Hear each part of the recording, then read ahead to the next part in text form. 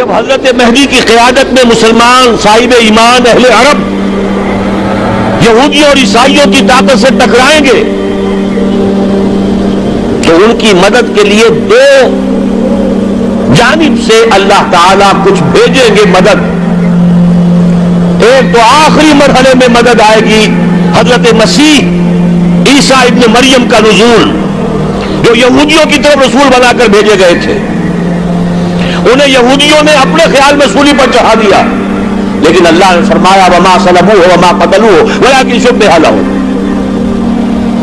بل رفعہ اللہ الیہ. اللہ تو اپنی طرف اٹھا کر لے گیا. اور احادیث صحیحہ جو کہ ہمارے ہاں متواترہ کے درجے میں، وہ احادیث جو صحیحین کی ہے، ان سے ثابت ہے کہ حضرت عیسیٰ ابن مریم دوبارہ زمین پر آئیں گے. اور یہودیوں کا سب سے بڑا سرغنہ جو خود مسیح ہونے ہی کا دعویٰ کر رہا ہوگا، مسیح الدجال، اسے حضرت مسیح قتل کرے گے. لیکن ایک دوسری حدیث سے معلوم ہوتا ہے کہ مشرق سے فوجیں آئیں گی حضرت مہدی کی مدد کے لیے. یخرجون ناس من المشرق یؤدون للمہدی یعنی سلطانہ. مشرق کی طرف سے فوجیں آئیں گی کہ جو مہدی کی حکومت کو مستحکم کریں گی. خراسان کا لفظ آتا ہے ایک دوسری حدیث میں. خراسان سے سیاہ عالم چلیں گے، انہیں کوئی نہیں روک سکے گا یہاں تک کہ وہ یروشلم میں جا کر رسم ہو جائیں گے. اور حضور کے زمانے میں اچھی طرح سمجھ لیجئے، ہند کسے کہتے تھے حضور کے زمانے میں؟ پاکستان ہند میں شامل نہیں تھا. سندھ و ہند، سندھ ایک مکمل ملک تھا، ہند اس کے بعد شروع ہوتا تھا. یہ راجپوتانے کا اور تھر کا ڈیزرٹ جو ہے، اس سے آگے جو ہندوستان ہے وہ ہند تھا. یہ جو ہمارا پاکستان ہے یہ ہمیشہ ہند میں شامل نہیں رہا. حضور کے زمانے میں بالخصوص سندھ و ہند، دریائے سندھ چلا رہا ہے. یہ ساری ٹریبیوٹریز جو پنجاب کے اندر اس کی ہے، یہ سب ایک علیحدہ ملک ہے جو اس زمانے میں سندھ کہلاتا تھا. اور نمبر 2 یاد کیجئے، اس زمانے میں خراسان ایک علاقہ تھا جس میں موجودہ افغانستان کا 2/3، تھوڑا سا حصہ ایران کا. اور جہاں تک میں تحقیق کر سکا ہوں آج تک، پاکستان کا بھی علاقہ خاص طور پر مالاکنڈ ڈویژن جو اس خراسان میں شامل ہے. خراسان سے سیاہ عالم چلیں گے جو جا کر یروشلم میں نصب ہوں گے. یہاں بھی ایک نقطہ نوٹ کر لیجئے، پہلے بھی یروشلم ہم سے چھینا تھا. کس نے چھینا تھا؟ عیسائیوں نے، کروسیڈرز. واپس کون لیا؟ کس نے لیا؟ عربوں میں دم نہیں تھا، عرب عیاشیوں کی وجہ سے کھوکھلے ہو چکے تھے. واپس لینے والا صلاح الدین ایوبی، کرد خون. اب دوبارہ یروشلم لیا جا چکا. چھینا کن سے گیا؟ عربوں سے. عرب واپس لے سکتے ہیں؟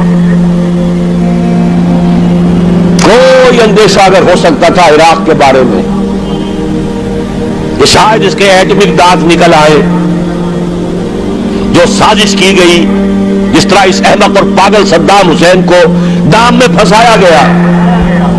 صدام 100 جال، دام کہتے ہیں جال کو، 100 دام اس میں جو پھنسا ہے، تو اگلا پچھلا کھایا پیا سب پگلوا لیا. اور ہے کون؟ اس کے پاس ایٹمک ہتھیاروں کا ذخیرہ موجود ہے،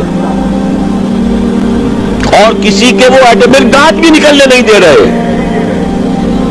پاکستان کے اوپر کتنا دباؤ، اور ہمیں نہیں پتا کتنا کچھ دباؤ قبول کیا جا چکا. یہ تو سبھی مانتے ہیں. کیپ کر دیا گیا، روک دیا گیا، آگے تو نہیں بڑھ رہا، یہ تو سبھی مانتے ہیں. رول بیک بھی ہو گیا یا نہیں کچھ پتا نہیں.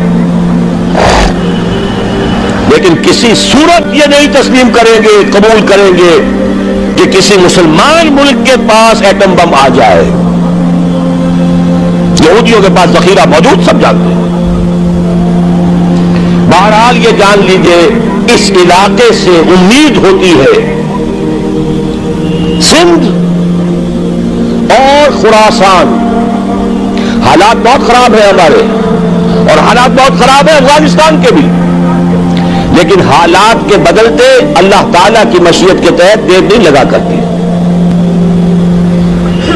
سیرت نبوی میں مجھے نظر آتا ہے سن 10 میں 10 نبوی ہجرت سے 3 سال پہلے 2.5 سال پہلے کہیں سے کوئی امید کی کرن نظر نہیں آتی تھی کہ عرب میں اسلامی حکومت قائم ہو جائے گی۔ 10 برس ہو چکے محمد رسول اللہ کو دعوت دیتے ہوئے، اور ابھی تک بمشکل 125 آدمی ہے، اپنے بل پر اپنے طاقت پر مکے میں رہ بھی نہیں سکتے۔ کیسے ہو جائے گا؟ کہاں سے ہو جائے گا؟ میں آج پوچھتا ہوں، کوئی سوچ بتائے، کہیں سے کوئی امید کی کرن اس وقت نظر آتی ہے؟ اس ماحول میں لے جائیے۔ اگلے 3 سال میں کیا ہو گیا؟ پہلے سال 6، اگلے سال 12، اس سے اگلے سال 72، اور بیعت عقبہ ثانیہ ہجرت، اور وہاں سے اب حضور کی طرف سے انیشیٹ شروع ہو گیا، انیشیٹو۔ تو ہم نہیں کہہ سکتے اللہ تعالیٰ کی قدرت، اللہ کی مشیت۔ یہ یقین ہے کہ دنیا کے خاتمے سے پہلے نظام خلافت قائم ہوگا اور تمام دنیا میں ہوگا۔ ظاہر ہے کہیں پہلے کسی ایک جگہ سے ہوگا، جیسے حضور کے زمانے میں ہوا۔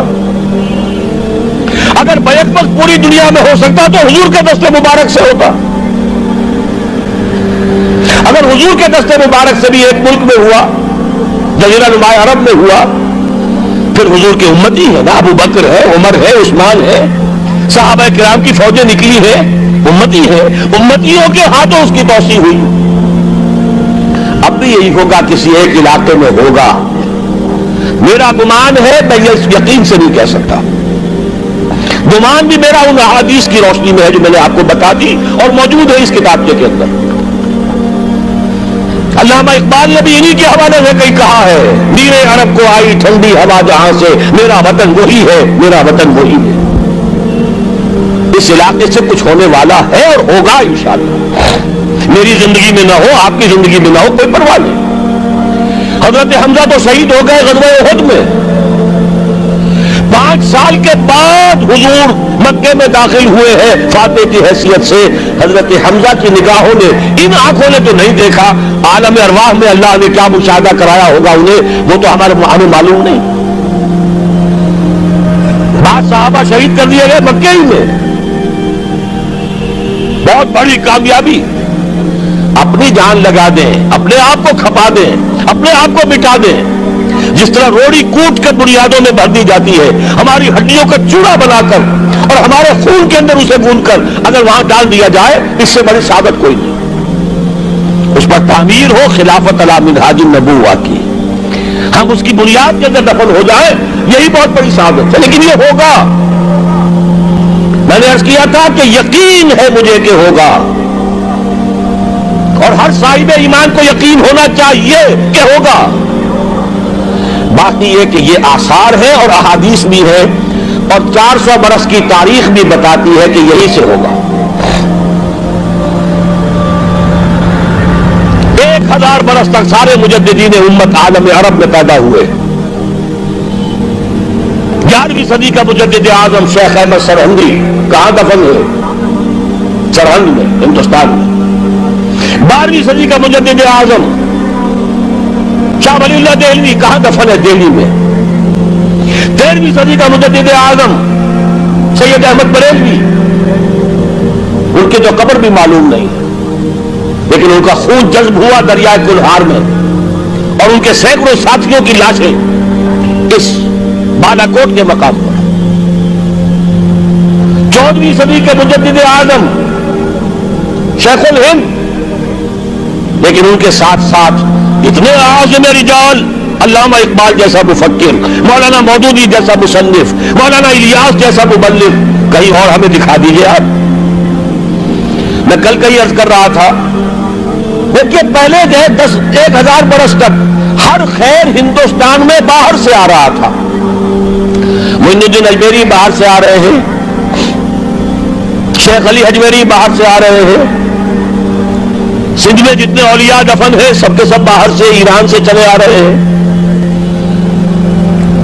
لیکن جیسے ہی 11ویں صدی شروع ہوئی ریورس ہو گیا آرڈر.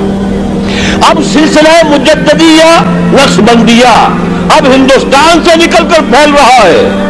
پورا افغانستان، پورا ترکستان، تمام یہ ترک ریاستیں جو آزاد ہوئی ہیں ابھی USSR کے خاتمے کے بعد، یہاں تک کہ سائپرس، جزیرہ قبرص، پورا ترکی جو اب بھی ہے موجودہ ترکی، سلسلہ مجددیہ نقش بندیہ کہاں سے چلا؟ ہندوستان سے پھیل گیا پورے عالم اسلام.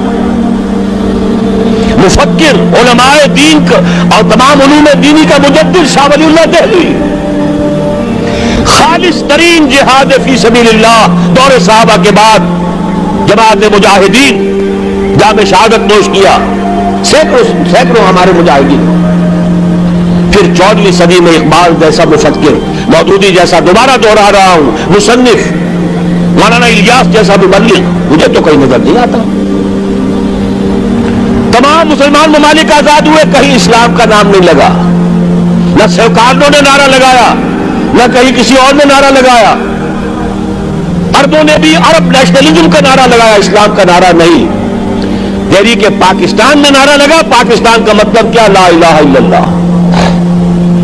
صبح عرض کر چکا ہوں، تحریک خلافت پوری دنیا میں کہیں نہیں، صرف بر عظیم پاک و ہند میں. اور کیسی تحریک خلافت کہ ہندو شریک ہوئے، گاندھی شامل ہوا، پورے ہندوستان کو جس نے گنجا دیا. یہ دوسری بات ہے کہ جب خود مصطفیٰ کمال نے ختم کر دیا تو کیا کرتے؟ مدعی سست گواہ سست. نوٹ کرنے کی بات ہے، کچھ آثار ہیں، 400 سال کی تاریخ ہے، بتا رہی ہے پاکستان کا قیام خود ایک معجزہ. یہ ساری چیزیں مشیت ایزدی میں کسی بڑے خیر کا پیش خیمہ ہے.